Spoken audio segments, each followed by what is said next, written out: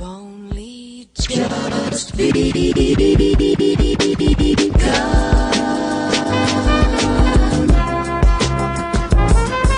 You are now in the realm of enlightenment and transformation, as brought to you by the Foundational Friday. Our core aim is to present an experience, an opportunity for your soul to reascend to its place of origin by cultivating a healthier spiritual awareness and emotional maturity. This show serves as a free offering to the greater community and an addendum requirement for all ANU spiritual training students. For all those listening, if you'd like to move closer to the calculations and fundamental understandings of the ANU order, be sure to pick up the book, Grasping the Root of Divine Power. If you desire a spiritual reading to help you map your current spiritual position in the face of your world and learn the greatest pathways for your fortune in this season, you can go to the saduluhouse.com. That is SADULUHOUSE.com. You can also go to orishareligion.com to find out how you can become a student and member of the new spiritual order. That's ORISHARELIGION.com. Let us begin. Greetings, everyone. Here we are again, Foundational Friday. We have another session going on, and I am your conductor on this journey, Yuya Assaan-ANU, Chief Jegna of the ANU Spiritual Order, head instructor of the Sadulu House Spiritual Center, where we are always pleased, delighted, and honored to bring you self-actualizing spiritual education and healthy bonding experiences where you're able to bond with your higher self and reflect that higher self as you should. So in this episode, we're going to be dealing with a real good topic. I feel real interesting one that's certainly needed with everyone. We're going to be dealing with concepts and ideas of money or currency more specifically, and how currency relates itself to spiritual current. Okay. And when we're speaking about currency, we're speaking about wealth, financial currency, money. Okay. So everyone wants to talk about money. I get a lot of emails. I think I read some even last Q&A where people were writing in saying simply, I want to be rich and successful. What do I do? Okay. So that's always a very big topic, or at least it's always a big area of contention for people nowadays, especially with the current economic climate and people coming to the realization that it's not going to get better. And the statistics that have been put out saying that it is better or is getting better have basically been, they're bogus.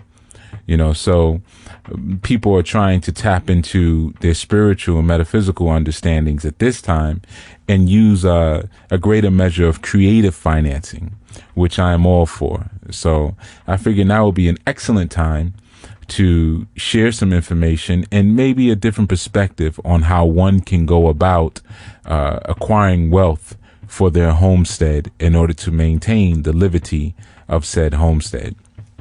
Of course, as many shows before that, we're going to get into a little housekeeping. Of course, first, definitely check out ANU Asafo this Sunday at 1 p.m. Okay, last Sunday, we did a show on homosexuality within the African spiritual traditions in the diaspora and African traditional religions. And it was a very interesting show. A lot of people had a lot of explosive reactions behind the scenes. There was a lot of emotion behind that show. And a lot of it was based on one simple thing, and that's people didn't realize that, number one, I wasn't going to present the topic in a way where I was supporting homosexuality or heterosexuality, but I was only going to ask questions of people who say that they are living that lifestyle, but at the same time are able to reconcile that lifestyle with their spiritual understandings. So there's a lot of people in the spiritual communities who don't believe that they can be reconciled. who don't believe that the two belong in the same space together and that it's actually impossible. So who best to ask if it's been possible for them but someone who's actually going through that particular process. So last Sunday, I actually did, after my Friday Lakshmi show, which I urge you to check out too. I did a show on Lakshmi, which was pretty good. And then we went into, on Sunday, I also hosted Anu Asafo, where we dealt with homosexuality and the African spiritual religious realm or arena. And one of the things that, I had to tell people afterwards was that, I'm not a homosexual, so I'm not going to use language that is appeasing and pacifying to those who do identify themselves as homosexuals, especially because I'm one who doesn't agree with it. I never mentioned on the show why I don't agree with it, because I knew if I were to mention why I don't agree with it, that would take us down a whole different road, and this is a word for teachers. A lot of times you have to hold back on your wisdom to allow your students to come to their own process. I know without a shadow of a doubt that I can present information on homosexuality that cannot be refuted whatsoever.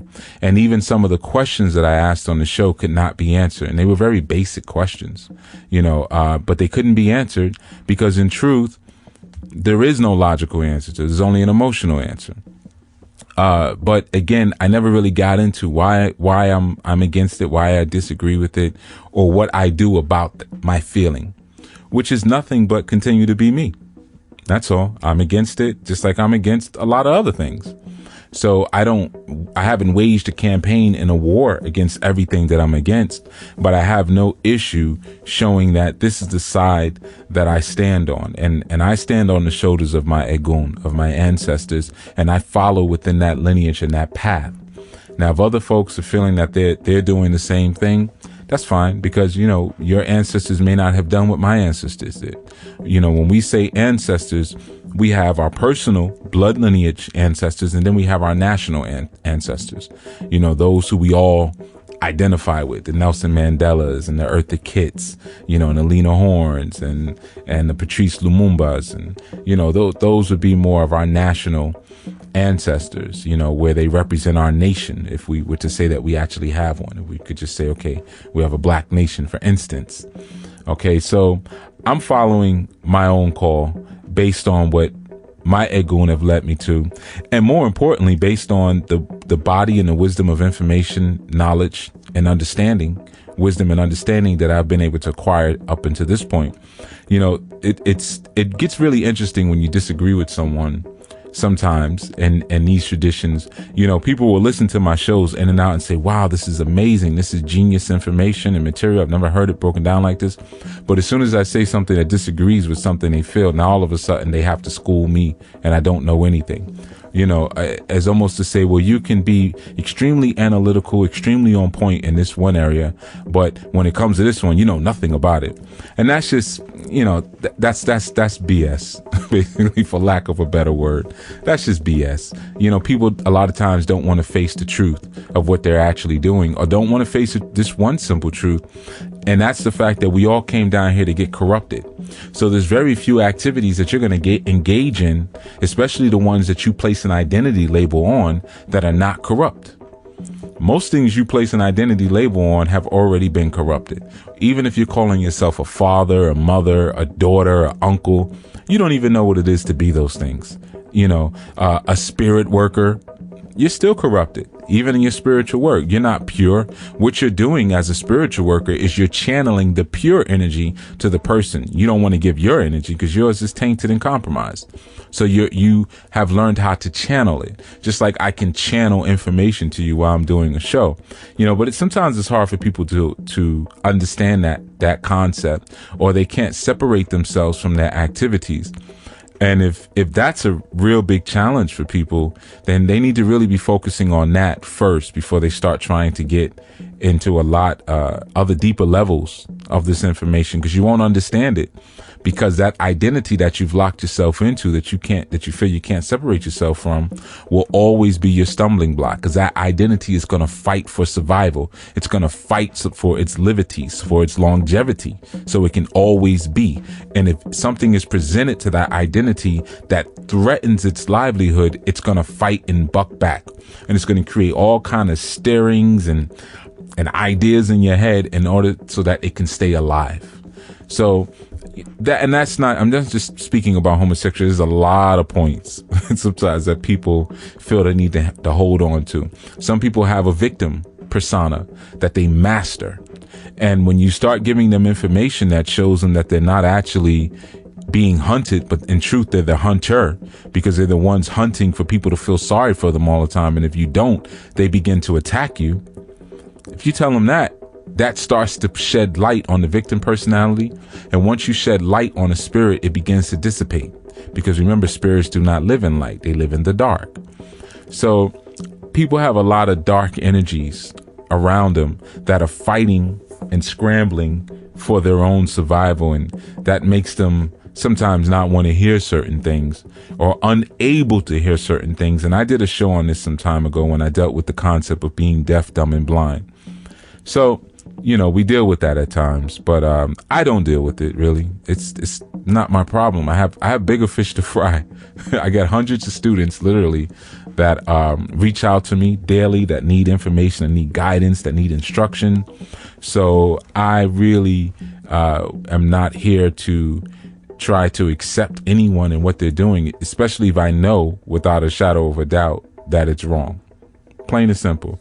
And again, I'm not speaking about homosexuality. I'm speaking in general. I know sometimes when you start speaking, if you just mention the word homosexuality, anything that comes out of your mouth after that gets generalized and gets labeled, and words get put in your mouth, and then they throw it all into the batch, which is one of the things that happened. There were things that the guest said on that show that I got blamed for, things that I didn't even say. So again, that's a response of emotionalism, and that's certainly a very slick and strategic response. It's very strategic to not really listen and respond to what's being said, or to quote somebody verbatim. If you have a problem with what someone said, say, well, hey, you said this verbatim, and this is how I feel about what you said, as opposed to just ranting about your emotions. That's not going to get it. It's certainly not going to get it with me, maybe with someone else, but not with me. So I give you that introduction and that lead for a reason. I did a show last night, late in the wee hours, for those of us on the Eastern Seaboard. And the name of the show, well, the station was Knucklebone Radio. I keep saying Knucklehead Radio, but Knucklebone Radio. And it was with a fella by the name of Larry out of California. And we went on at 1 a.m. Eastern, which was, it's about 10 p.m. out there in California. And basically the show, he declared very early on that he's a Christian, and he wanted to get some information about what I do. But it was clear that he was trying to begin to ask questions to really refute Ifa, to refute Orisha tradition. And I didn't know he was going to do that. So it was actually an ambush. But I had a feeling, and that's that intuition. That's that Ori. So I kind of had, I was kind of listening with my good ear, as I was preparing to do the show, just kind of listening to messages that were coming through. But he had these two hecklers on by the name of, it was either Joe or Joey, or Joe and Jamie, or I don't know, but two clowns basically. And these two guys, they were asking me some very disrespectful questions, and I was responding in a manner which was disrespectful back to them. But I'm explaining what disrespectful means for me.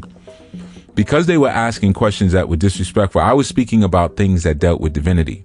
Now, the word respect means to see God. Ra, divine light. Spect means to see. Or re even means to go back, just like religion. But to go back and see. So once you go back to the source and see who resides at the source, God, or Ra, divine light, right? So I'm speaking about divine light. I'm speaking about Ra. I'm speaking about spiritual matters. These guys started saying things that clearly were not in alignment with what we were speaking about. One question a guy asked me was, do I wear a daishiki and a top hat and dance around a fire chanting voodoo chants? So I responded with I invoked my Shango. My Shango and my Eshu said, you know what, we're just going to play with them because these are two idiots. So why would you give your gems to idiots? So my disrespectful response was to do this because I don't see Ra in your question. You will receive no Ra in return. You will receive nothing but fodder. And then you can go play with that. But in truth, there was a latent and subversive thing that I was doing because I was still giving information, but I was giving information subduing them. I was giving information in the direction that I wanted to give information by using the energy of Shango. Now, I didn't do any big ritual when we were on the air. I didn't say, Shango, come to me, Obako so, watete wa, Shango dide. I didn't say anything like that. I just said, okay, time to be Shango, Yuya. All right now, for next couple minutes, you're going to be Shango. And you're also going to work with this Eshu energy, where you're going to be able to peep out the disorder, and you're going to be very quick of wit so you can understand what they're trying to say very quickly. Because it could have turned into a very embarrassing situation. And I suspect there was some level of good cop, bad cop. Larry set that up because he let them just keep talking. They were rude. He never, I think he muted their mic once, but they really should have just been taken off. And they were on there the whole time, just being rude and disrespectful, to the point that one of the other callers, supporters of his show, said, I wish they would stop because you have a very serious guest on and he's got some very interesting information and we're missing it because of these silly questions that they're asking him. And all the while I just giggled and laughed and did my Oshun thing and my Shango thing and ha ha ha, funny guys, but listen here, and just kept throwing hot volcanic rocks at him. So I say that to say this, and this is why I introed it with the conversation about the show about homosexuality and how people received it. If people felt that what was being said was completely foolish and there was no divinity in it, then why would you receive it? You see, when these guys were speaking, they were trying to volley a serve to me, just like you play volleyball or ping pong or badminton or tennis. They try to send the ball to you. I don't have to run after it and hit it back. I could just let it go off into the abyss. Or I don't have to catch it. Instead of playing catch with you, how about I play badminton? You hit it to me, I hit it back. Hit it to me, I hit it back. I'm not holding on to your lunacy. Interesting enough, we just came to the lunar new year, but I'm not holding anyone's lunacy. I deal with this on a daily basis when I'm dealing with clients. You start telling them things, giving them information, and they start, me? Well, that doesn't make sense to me because I'm a wonderful person. I've never done anything to anyone. And then you keep talking to them, and then they start revealing, well, I did cheat on my husband once. I did cheat on my wife. And, okay, but you just said you never did anything to anyone. You see, but there's a student of mine by the name of Celeste. And she said something once. She was referring to the qualities of a good teacher and, giving me some props. And she said, he's someone who always holds his ground, whether you like it or not. And what happens is when I do that, you eventually come around to seeing there's a reason why I'm the teacher and you're the student. You don't know as much as I do. So if I bend every time you throw out some emotion, we won't get anywhere. You didn't come to me to have your ego stroked or to have all of the information that you currently have affirmed. Because a lot of you who think you have a good information, it's really not. I just don't always say something about it because then you would feel crushed and discouraged.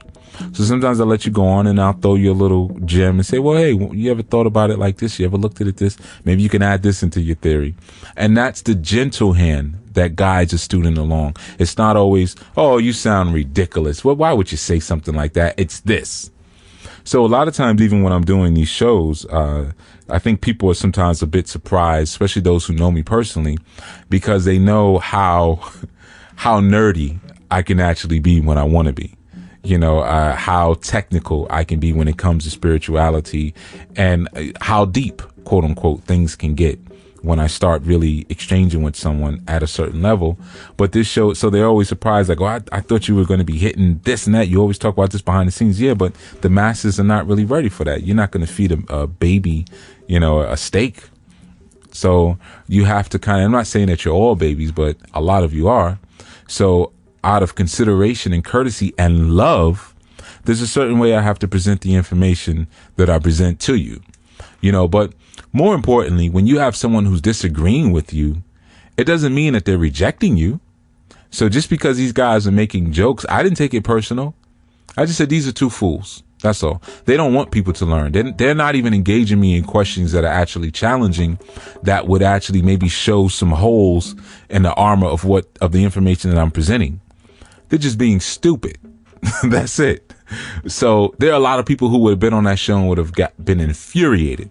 And clearly that's what somebody wanted at first. I'm not going to say it was the host or them, but clearly somebody wanted me to flip out and curse them out and say a bunch of things so then they can affirm the lunacy of African priest or Yoruba priest, or what they kept calling me, the new age African guy, stuff like that.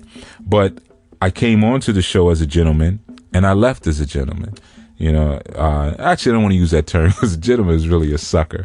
But I came on as a king and left as a king. And one of the tools that I used to remain on my throne was I recognize that I'm a king. So there's a word that we use in the English language that you can use in court, in a court of law, that's very effective.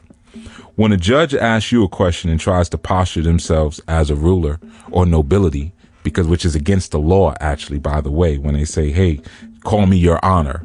By law, you're not actually supposed to do that. You're also not supposed to call anybody Esquire. That's also illegal. But that's what lawyers put behind their name. Esquire, your honor, those are titles of nobility, which have been outlawed in this country for a very long time. But if you're going to try to make yourself a nobleman, taking us back to England, then I'm going to be a king, because I am the master of my own defense, and then I'm the master of my own soul, right? The only one I have to really answer to is my God, even if my God is me. But that's the only one I have to answer to. So the best way to maintain your royalty and your diadem is to start with a series of asking. Now, I want you to look at that word for a second. Break it down. ASKING. So when I'm in that situation, I function as king. I function as king. Asking. You ask me a stupid question, I'll ask you one right back. Hey, so what does your name Yuya mean anyway? Ha ha ha ha. What do you mean? I mean, what does your name mean? Well, what part of it? What do you mean? I don't know what do you mean, because it's like there's a million things that you can say about a name. You know what I'm saying, man. What are you saying?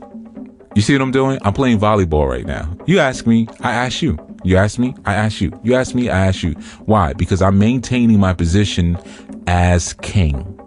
All right. So that's a little game for you all. Use that in court. Next time a judge asks you a question, are you a resident of so-and-so? Am I required by law to answer that question? Were you driving on so-and-so, so-and-so? Sir, could you define driving? Were you driving a motor vehicle? Could you define a motor vehicle? What is and then they say something else. Well, what is a motor vehicle versus a passenger vehicle? They don't want to answer that one, because then you'd find out how fictitious your plates and your license and all that garbage are. But maintain your position as king. So even for you people who are same gender loving, SGL, who felt some type of way, quote unquote, about the show, maintain your throne as king. If you're royalty, maintain that. No one can take that from you. But we're going to get back into the show, and we're going to deal with the ideas of currency, spiritual currency, and how it relates itself to financial currency. And we're going to tap into a very interesting area in this one. I think you guys are really going to enjoy it. But of course, as I've been doing lately, I will be taking a quick break right now, and I'll be right back with it. All right? Stay tuned. You're going to enjoy this one. For all those in the Rhode Island area, please check out our Chief Jegna, Yuya Assaan-ANU, at Positive New Beginnings on Saturday, February 8th from 2 to 4 p.m., where he will be hosting a workshop on self-actualization with the cosmic forces of West Africa. In this workshop, you will learn how to self-actualize through the universal energies that govern the laws and character of the cosmos.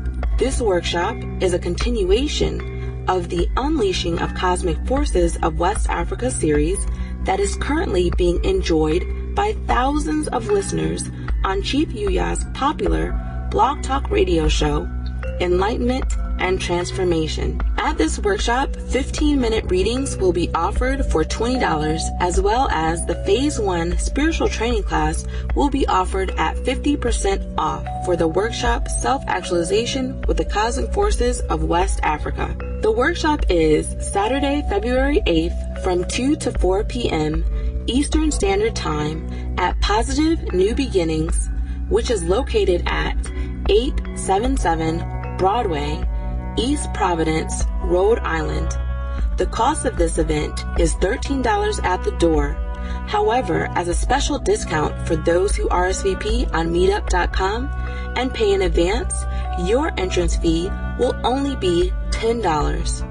The meetup site is www.meetup.com/African-spirit-workers. Be prepared to change your life through aligning your spiritual faculties with their corresponding cosmic archetypes.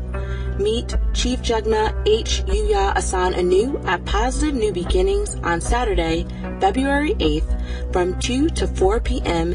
Eastern Standard Time, located at 877 Broadway, East Providence, Rhode Island, for the workshop Self-Actualization with the Cosmic Forces of West Africa. All right. And we're back again, Foundational Friday on Enlightenment and Transformation. I am H. Yuya Assaan-ANU, and I am your conductor through this journey in this moment. Whether you're listening from the archives or you're listening live with us, I am here just to channel, assist, and be an agent of transformation. It's really you and your soul doing all the work. I'm just doing the pass off. Similar to what I said earlier about asking. Okay, when you're in those situations where you feel like your way of life is being attacked, or it is being attacked, you know, you have to first posture yourself and never leave your throne for anything. Never leave your throne. If any of you out there play chess, you know that once you start moving your king, you're in trouble. Okay, once you lose that front line, okay, all the pawns are gone. They took your queen. You know, the rooks are stuck somewhere. You know, the bishops are locked in, and now you're being chased around. Your king is being chased around, which is getting ready to put you in a place of end game. Then you know you're in trouble. Once the king moves off of his position. Okay, so, and just understand when I'm saying king, I'm talking male and female. Just, you know, just understand the metaphor. Okay, but so you don't actually have to ever remove off. If you're playing chess properly, you'll never leave your throne. Show last night was nothing but a chess match, and I was playing with individuals who were playing checkers. All right, so, you know, just a little, like I said, a little game for you. And once you have game peeps game. So I peeped the game from the door and knew what to do. And I'm giving that to all of you who may have some challenges there, you know, and kind of holding your strength and holding your head in the face of opposition or people who are just not down with what you're doing. Everyone doesn't have to be. It's going to happen sometime. All right. But anyway, in this show, I want to tap into, again, this idea of spiritual currency and how it relates to our financial currency. And I'm going to tell you guys now, I'm going to warn you, this is going to be a 2-part show. I will probably do, like I did a couple of times before, just one during the strong, or week, as some people like to say. But during the strong, I'll probably do another one, because there's a lot that I want to touch on here, and I already know that I'm not going to be able to get through all of it. So let's start with something simple. All right. And a lot of us, you know, you hear me a lot of times, I mention that movie, The Secret, you know, dealing with the law of attraction, right? And I mention that because a lot of people are familiar with it. So it's kind of a easy reference point, just like I mentioned The Matrix, that movie a lot, because a lot of people who are interested in deeper awareness and, you know, or higher awareness, a lot of people are know what it is. Okay. So, you know, in dealing with that idea and dealing with the idea of the Matrix, or more so dealing with the idea of The Secret, right? Where we had this movie where we had a bunch of Rosicrucians And these Rosicrucians, they quote unquote released this idea to the general public of the law of attraction, which is basically the things that you place your mind on are the things that will come into your life experience, because the reality is that we're defining and creating our life experience as it's unfolding. So it's almost like, putting a bike together while you're riding it. So based on the terrain and your reaction to the terrain and your reaction to going fast down a hill or having to struggle up a hill, you're going to build the bike in a certain type of manner as a response to your environment. Okay, so the laws of attraction try to get a person to think above and beyond the ideas, the tenets, and the things that are in their immediate environment, and it tries to get them to tap into some more deliberate construction as it comes to their thoughts. It tries to get them to tap into that.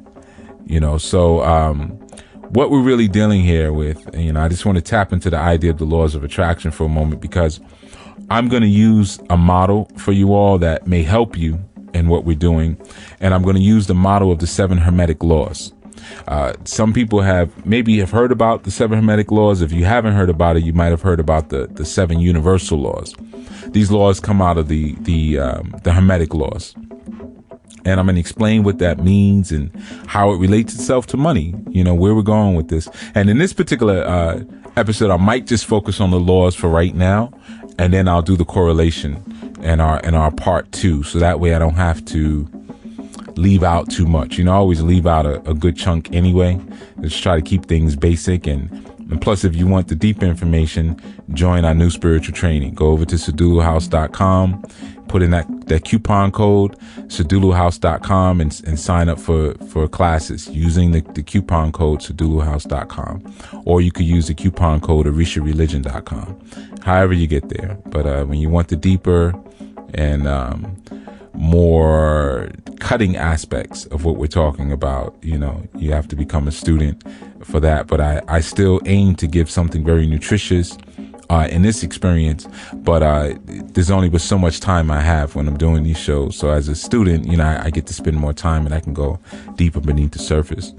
But in any event, so you have these 7 hermetic laws, right? And a lot of times, as soon as you say things like hermetics, people start to twist their face up like hermetics. That sounds like some Hebraic stuff, and it's not. It's just when you don't know the words, or you don't realize that the words have been taken from you, things get a little confusing. Okay.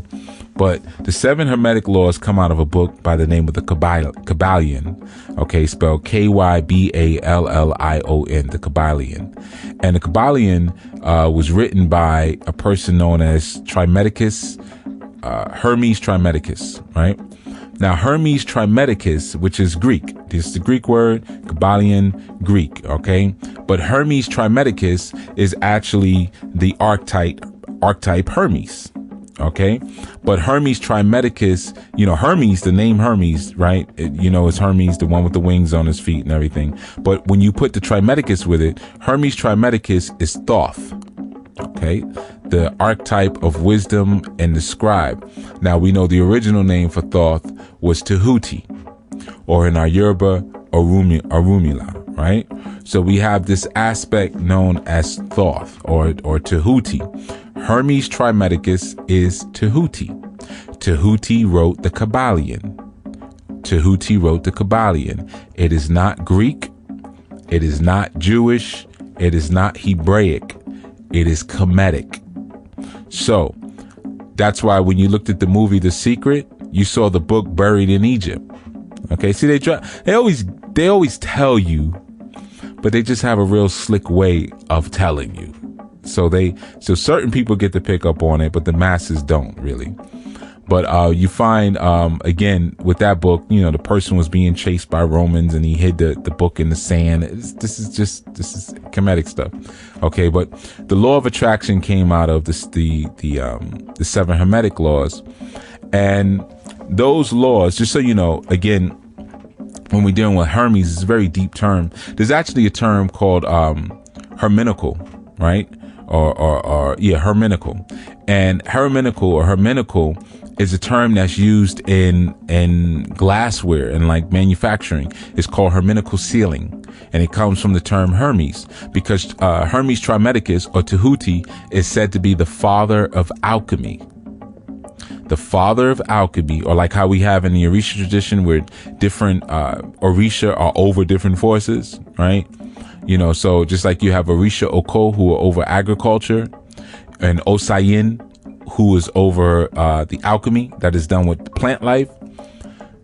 Tahuti, or Orunmila, deals with the alchemy of the mind.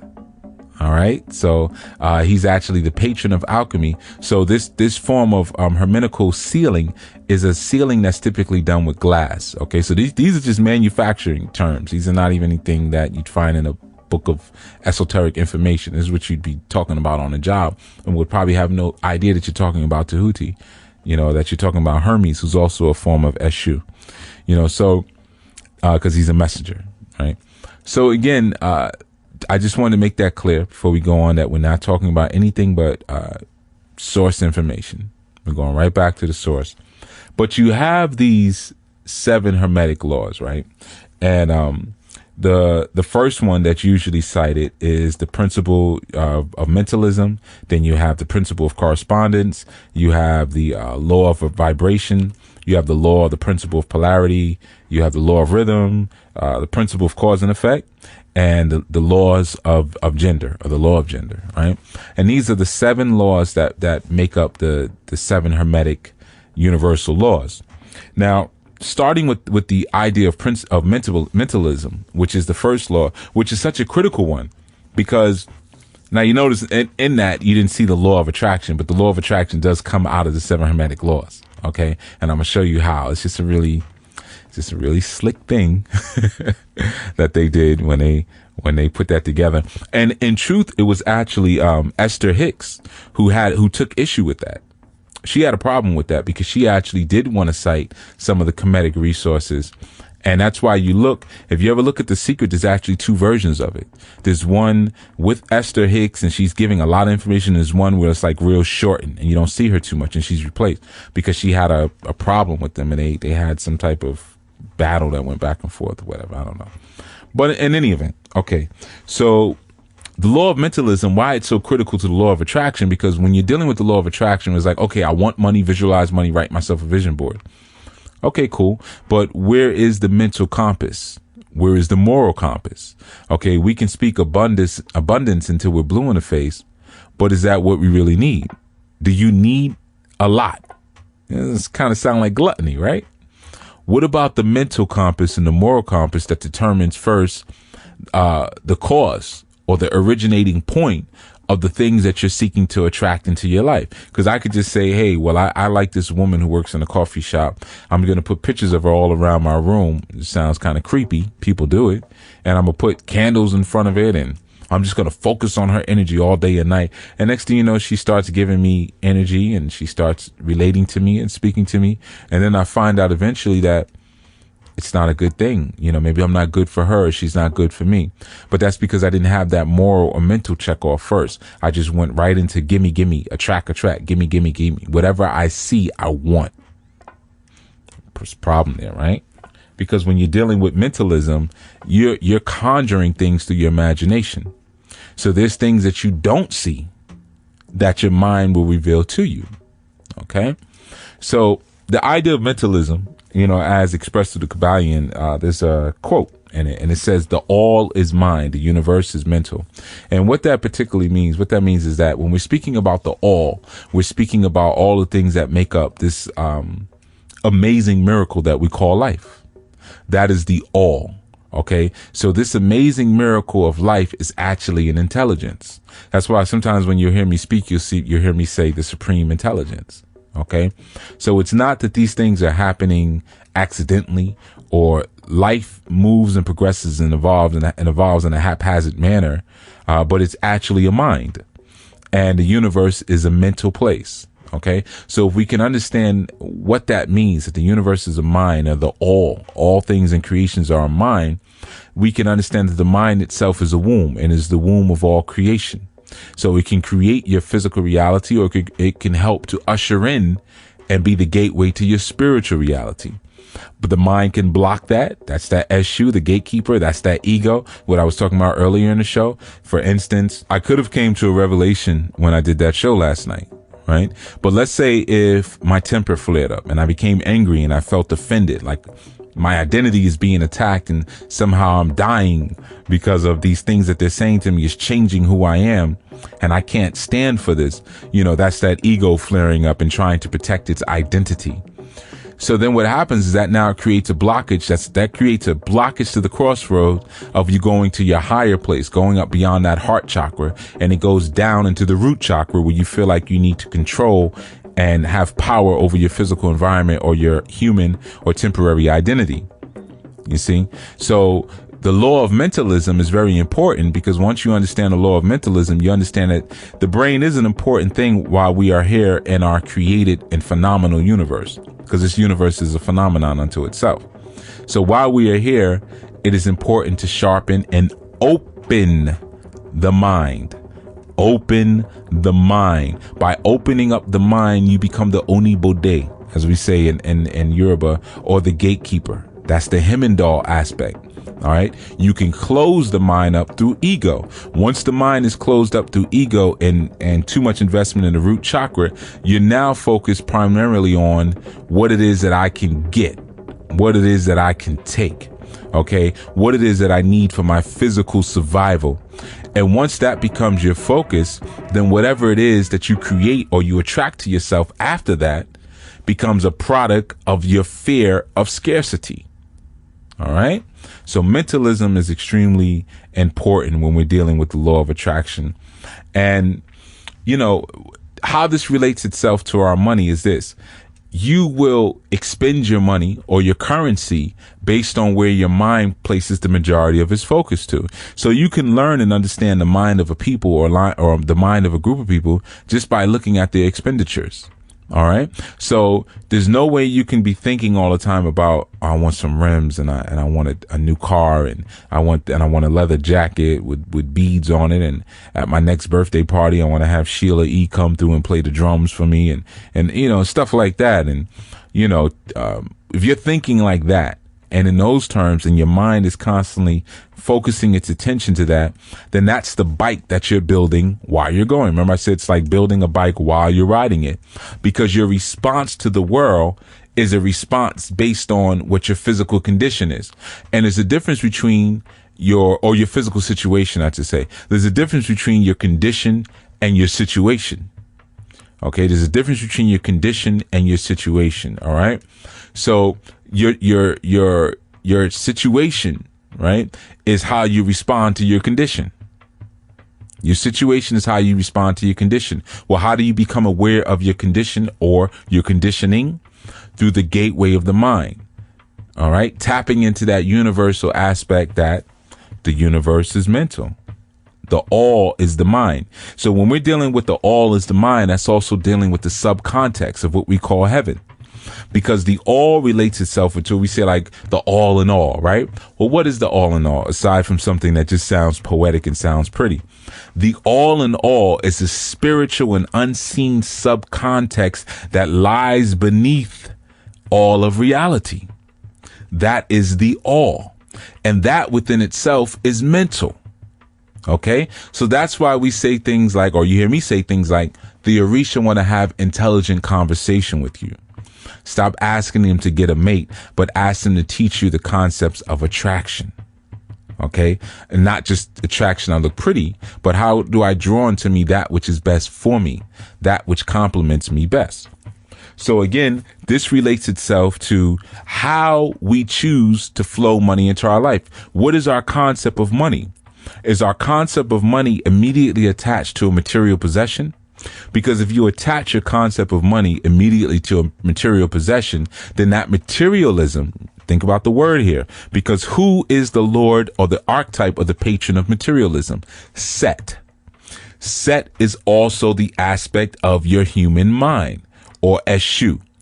They deal with your human mind. Your human mind will always seek to block the flow of spiritual information or spiritual evolution into your life. Because the more that you allow spiritual flow into your life, and release egoic holes that your mind may have, the more you let that flow come through, the less you need the mind.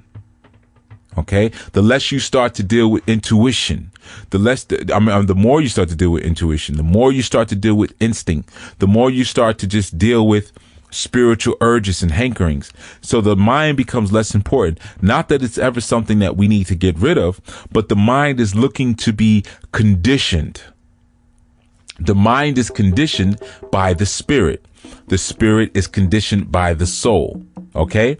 So again, if you have an immediate attachment to all things wealth or all things of riches, and all things of riches immediately connect itself to your, to a material object. Okay. Then the mind will only relate those two things together. So the mind will say your need for money is a need for more ego. And as long as I give you higher levels and a more thicker incrustation of ego, you don't actually need the money. You don't need the wealth, because the wealth represents a flow. And I don't want flow. I want things to be as slow as possible. I actually want wealth, flow, and currency to drip into your life.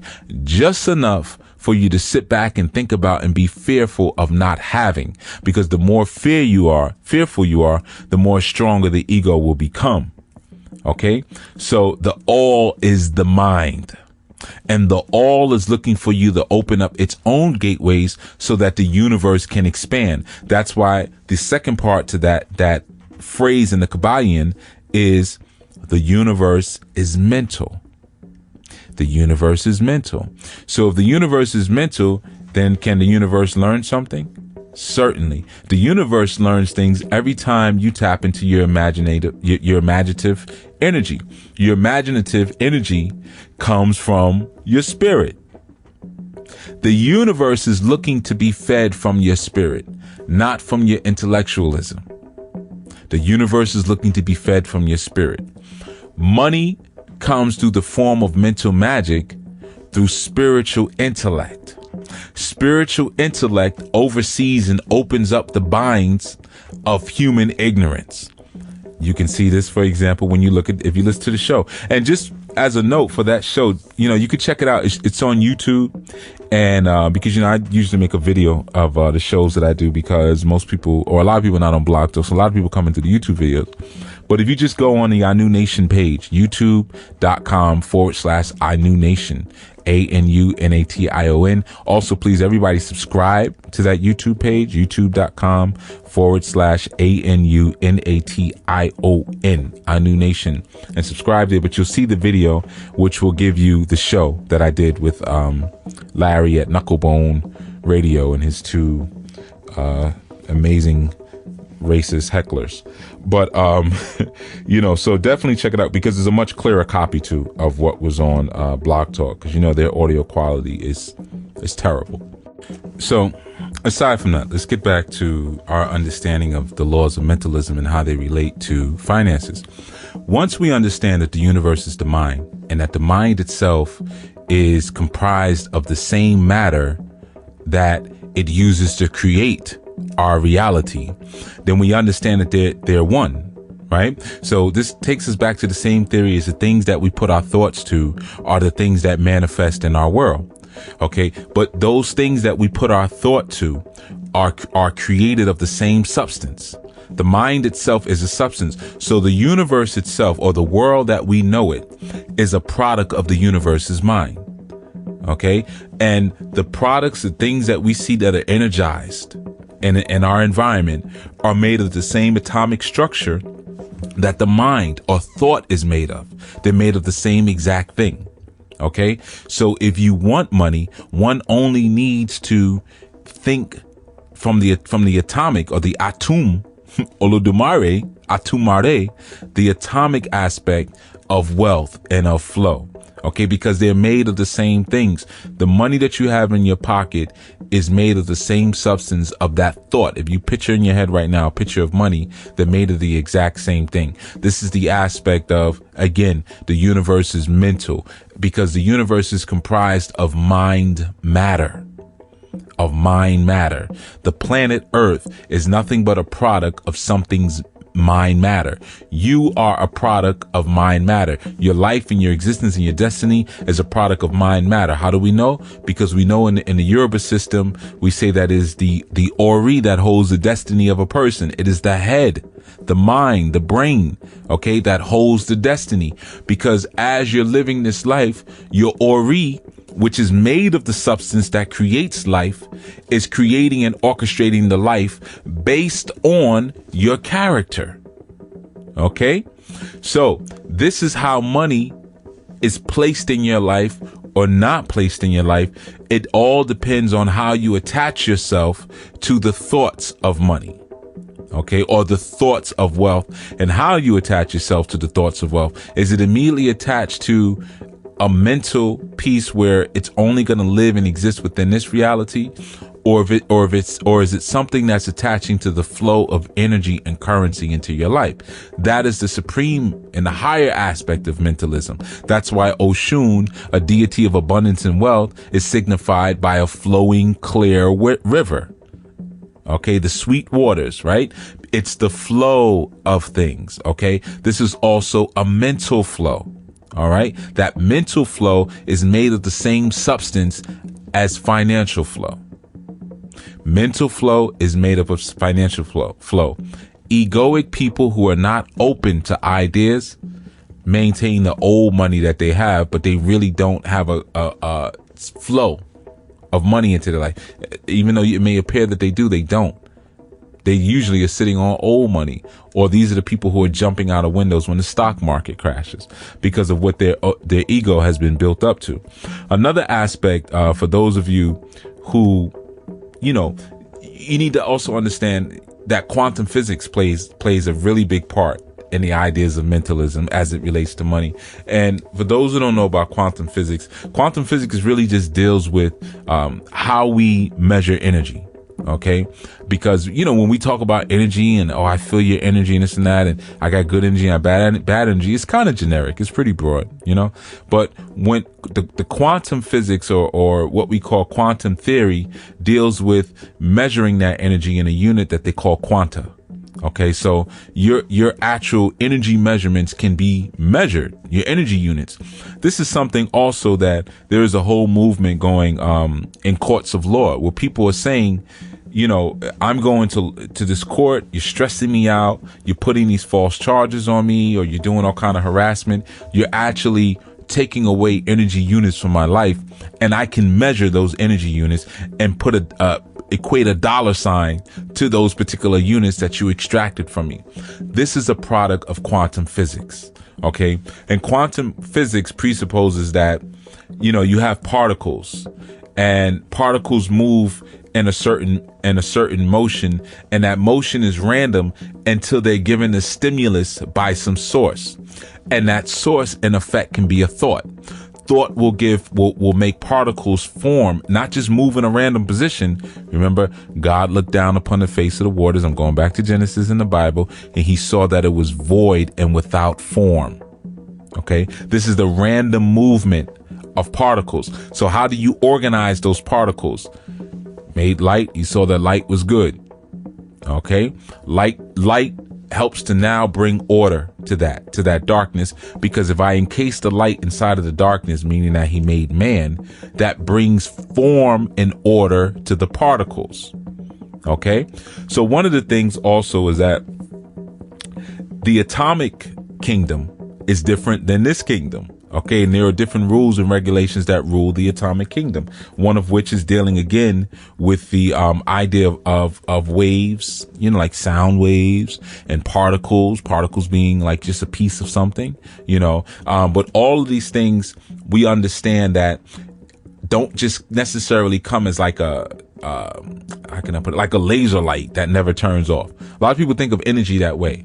Like they're just taking a mirror and reflecting it some way and pushing it that way and pushing it that way. And that's not really how energy presents itself through the theory of quantum theory. But really, we're dealing with particles that are units. So it's not like a unstopping flow of something. Okay. It's not unstopping, but each piece itself is segmented. Okay, it's segregated, each quanta or each unit of energy. Okay, so that would mean energy can be depleted. Money can be depleted. It's not a continuous flow. Once you understand that and you can get those ideas in your head, then you'll start to figure out ways, well, how can I, instead of spending my money randomly, moving the particles around randomly with no form, how do I use mentalism to put the money or put my thoughts more to a defined form? Okay. Once you start to put your ideas that are connected with wealth to a defined form, that's when those forms will manifest. Like in the Yoruba tradition, Omo or children is also considered wealth, just like Owo. Owo and Omo, they both mean children. Children are a form of wealth. They're a form of the flow, because if I put my thought to this and focus as I'm ejaculating into my consort, I am able now to create a child as a product, which is a formation of that void. Okay, so that's one of the aspects of mentalism.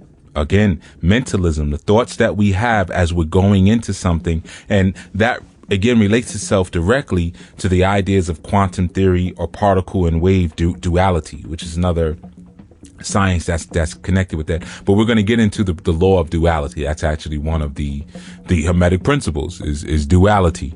Okay. But also for those who are familiar with string theory relates itself also to quantum physics or to quantum theory, and also to the aspect of mentalism and using mentalism in order to vibrate at a certain space. Now we have the law of vibration, which we're going to get into because it's another one. And really the law of attraction really actually falls under the law of vibration. Like if we were to look at where the law of attraction would fall under these 7 hermetic principles, it would really fall under the law of vibration. But when you're dealing with string theory, you're dealing with a form of tension.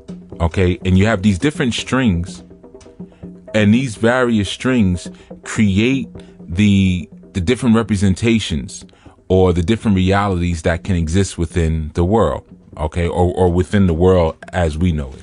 And there's a lot more to string theory. I mean, it's more than just the creation of a particular reality, but it really, what it deals with is the exciting or the stimulation of particles based on your ability to stretch. Because look at it just like it's a string. A string, you know, you can stretch out a string or you can make a string narrow, however. But when we're dealing with string theory, we're dealing with the idea of quantum gravity. Okay. But it deals with how we stretch things out. So again, the universe expands. How does the universe expand? The universe expands when you push the thresholds of your mind. This is a form of string theory. This is a form of mentalism. This form of mentalism expresses itself in how we perceive money. For instance, how wealthy can you be? Well, you'll be as wealthy as you can stretch the limits of your mind and perceive wealth to be. Some people will have $50,000 and don't know what to do with it. Like that's more money than they would know what to do with. Okay. That's a string that's not really stretched.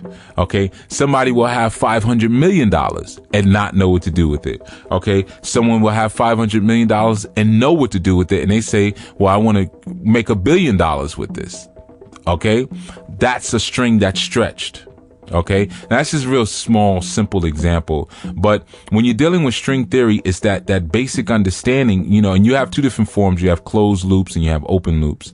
But you have this theory that if you're stretching something or putting, certain measurements of gravity under strain or stretching, right? It will give rise to a certain reality. That stretching gives rise to a certain reality. Now, interesting enough, when you look at some of the dances in the Yoruba system, you see that, especially like the dances for Yemoja, you'll see that there's a lot of spinning with the arms held wide out on an angle. Okay. This is stretching the body out, stretching the wingspan of the arms. Now, when Yemoja stretches out, what happens? Well, when the womb stretches, the womb only really stretches really truly for a child to come out, for something to be produced. Okay. So these dance movements actually mimic that. Of course, knowing that Yemoja, her patron Odu is ED, which deals with wealth, or deals with materialism, we're again dealing with stretching out of the mind is what actually makes money. It's what actually creates wealth and money realities for us. So, like I said, there are 7 hermetic laws that we're going to tap into. For now, what I'm going to do is I'm going to do maybe one per show. I decided, while I was teaching to actually do that. But the first one that we're looking at is mentalism. And by the time we get to the 7, you'll have the full package on how to use the 7 hermetic laws to generate wealth. Okay. So, with that is our show, folks. And make sure to check out our new Asafo this Sunday. For those of you who want readings and consultations, I've been getting these emails. The information is in the intro and the outro of this show. Just go to the websites. There's forms there. You just fill out the form. For those of you who have customer service questions, you can always send an email to questions@ournewNation.org. Do not send them to me. Do not ask me questions about what's my password for the class site or when can I sign up for classes. That goes to customer service. Okay. I cannot stress that enough. Do not send me questions about getting readings and work done through Facebook. I am not a Facebooker. Okay. I'm not on there often. And most of the time I don't answer the emails that are in there because they're usually too much. There's a way that email is sent to me, especially my students. You send it through the Udemy forms, or any other form that I give you and say, hey, well, this is what you can use. All right. So, be sure, sign up for classes, get into the fold, get more information on the things that I'm talking about. Stay tuned for our new spiritual training phase 2. Well on its way. And also for those of you who are near Rhode Island, come check us out. It's going to be an interesting class. I think you all will enjoy it. I know you will, actually, because we're on a new mission now, and that mission is to make sure that all who are in the range of these programs and listen to them, because some people listen to these things religiously. I've come to find that out. They've let me know. Then it's time for you to actualize. It's time for you to get the things that you need. And the root chakra is at your base for a reason, because you have to secure your food, clothing, and shelter before you start moving up and tapping into your higher awareness and all that. If you don't have the root chakra down pat, then every ritual that you do is going to have that low level mental vibration. So that's what you're going to be forming. That's the particles that are going to take form in the rituals that you're going to do. So the first stop off you want to deal with is the aspect of mentalism. Mentalism creates the reality around you. The reality around you has to be one, like I said in the last show, that is a true soul ecosystem or spiritual ecosystem that supports your spiritual work, that supports your soul work. Look at the kingdom of Kemet or Egypt. They had all these beautiful temples, all these beautiful shrines. Do you not think that someone designed a political and social ecosystem that could support these great works that these priests were able to go on and do? Okay, there was an ecosystem first that was created before they went and started creating shrines and tombs and all the drawings and the paintings and all the amazing things that we still have yet to figure out. But with that is our show, my men and my women, and I look forward to speaking to you and hearing from you very soon on Next Strong's financial well, actually, it'll be probably Monday. We'll do the next ones. But we'll be going over the financial aspects of our spirituality and how to tap into them in a much more deliberate and spiritually intelligent way. It's time to get wealthy. All right. Peace, love, and power. Odabo. We thank you for your listening support and urge you to become an active participating member of the ANU Order. Please be sure to follow our Ustream broadcast, which can be found at ustream.tv/channel/enlightenment and-transformation. That is USTREAMENT.tv/channel/ENLIGHTENSFORMATION. Also, Please be sure to sign up for the ANU newsletter, which can be found by going to anunation.org. That is ANUNATION.org. If you'd like to become a sponsor or an on-air guest on this or any of our other broadcasts, please be sure to contact us at questions@anunation.org.